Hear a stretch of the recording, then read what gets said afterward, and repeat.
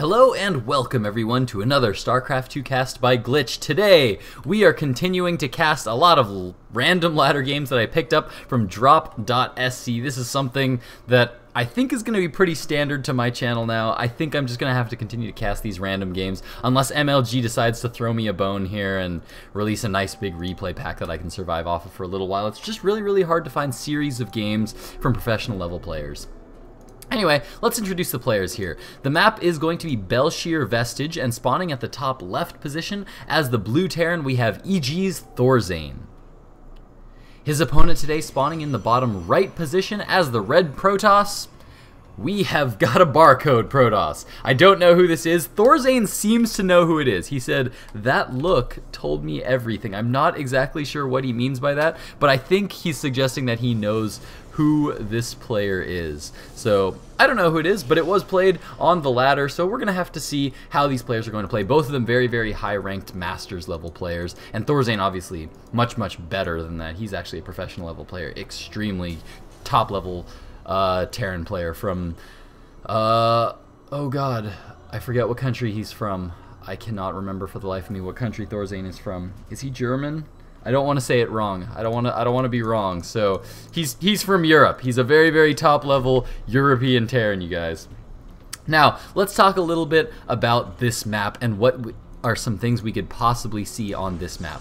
Now, Bel Shir Vestige is a map that is only a two-player map, so there's only two possible locations for your players to spawn, but there's a lot of narrow paths. Everywhere you go, there's high grounds followed by low grounds, and a lot of chokes that constantly go up and down, kind of rolling hills that go all throughout the map. So this means that units that are good at fighting in chokes are very strong here. So anytime you can get things like Colossi, any AoE type units are very strong, right? And now we do actually see a little bit of indecision going down here from our Protoss players. It looks like he's thinking about doing a proxy here, and this is most likely going to be a proxy Stargate. We see a lot of proxy Stargates these days from Protoss players, mostly to get out early oracles against Terran. Hopefully try to catch them before they can get the engineering bay down and the missile turrets down, because those things deal a whole lot of damage really early on.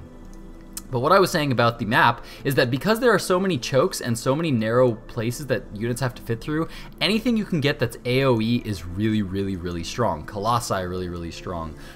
Ghost EMPs really strong. Also, Colossi very strong. So anything with AoE is generally anything that's going to do a lot of damage to units squished into a choke is going to be really strong on this map.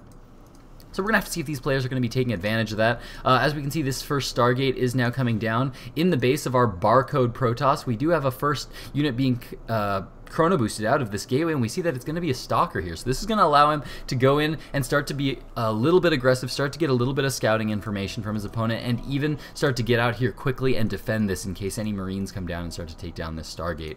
And oh, we see the starport now coming down here for ThorZaINRC as he has gone barracks into factory into starport. So it looks like he's trying to hide the starport, so he could possibly be going for some drops. We don't see any armory on the way yet, so we don't know if it is going to be Hellbats from ThorZaINRC, but we do see that the first Oracle is now coming out here from our barcode Protoss, and this could be deathly for ThorZaINRC. This could be really deadly. He does have the barracks out, and he's double producing Marines, so that's really good for ThorZaINRC. He's going to need those Marines to be able to defend, but these Oracles deal damage so quickly that they can even take out a good number of Marines here fairly quick. So now the Scout is coming down here. It looks like he does manage to pick off that one unit. Oh, and there's a Widow Mine out here, but it's moving out here to the front of the base as this Oracle is about to move into the main. As you can see, it's starting to focus down those Marines.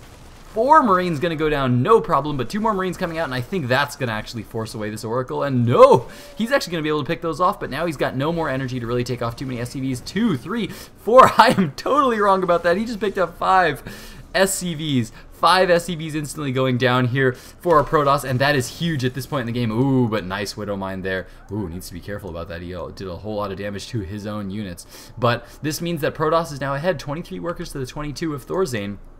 And the first medevac is now out, but the second Oracle is also out as well. In the base of our Protoss player, we see 2 more gateways going down here, so we might actually see some aggression. As you can see, this first Stalker is going to come in here, and now this Oracle is going to come in here, start to drop that, I actually don't even know what that ability is called. The Pulsar Beam. The Pulsar Beam down on all these SCVs. A lot of SCVs going down here, and not only that, the Stalker is now coming in here, and oh, that Widow Mine finally recharges, manages to pick that unit off, but now there's a Stalker in here, and there's not a whole lot that ThorZaIN can do about a Stalker in his base right now. Some Marines coming out right now, and this medevac is going to be so helpful in keeping all of his units alive against this one Stalker. But as we can see, more units are going to be coming across the field here very soon. Another Oracle is now out. The 3 Stargates, going up to 4 gateways rather, they are going to be coming up here, and he's going to start to be able to warp units in at this northern position. Checking out the harvester count right now, 23 harvesters to 21, still 7 workers killed so far for our Protoss player, and now we can see that the first round of units is going to be warping in, and that is a set of Stalkers. They are going to start to move in now, and with this Oracle, he's going to be able to deal a lot of damage, and another Oracle goes down to this Widow Mine. So ThorZaIN doing a fantastic job of defending against this here, but he needs to be really super careful because his opponent is following this up with a 4-gate. No expansions going down at all. Notice no more worker production. So he is completely all in with this attack. Phoenix is now coming out of this building. Actually, ThorZaIN, thinking that he defended that attack, starts to throw down his command center. He's actually trying to throw it down again here. I'm not sure why he's trying to even do that. I don't even think that's something that he can barely manage to keep up here, but I don't think there's not a whole lot that ThorZaIN can do at this point. His opponent is just way too far all in, and there's just too many units on the field here for our Protoss opponent. And will ThorZaIN go down? It looks like, yeah, I don't think he can actually hold this. He's losing so many SCVs right now, losing a whole lot of mining time, already down to 16 workers killed, and this is going to be a bad fighting position here for ThorZaIN as all of these Stalkers now pulled up into this little corner using ThorZaIN's own starport against him there, and so many SCVs now going down. Oh, nice Widow Mine hit once again, but I'm afraid it's not going to be enough as all the SCVs have now gone down, all except for 2 rather, and there are still 7 Stalkers, or 8 Stalkers rather, on the field, and now ThorZaIN is at 18 supply to the 35 of the Barcode Protoss, and it looks like that is going to be GG for ThorZaIN. Oh my god, I should know that a drop actually went down in the main here, but the probes were pulled in time, so Protoss still has a lot of probes out there. It looks like he's going to be coming back right now to try to deal some damage, and there's a second medevac out here as well, but the command center did go down in the base of ThorZaIN, so now ThorZaIN is just trying to stay alive for as long as he can with those Widow Mines.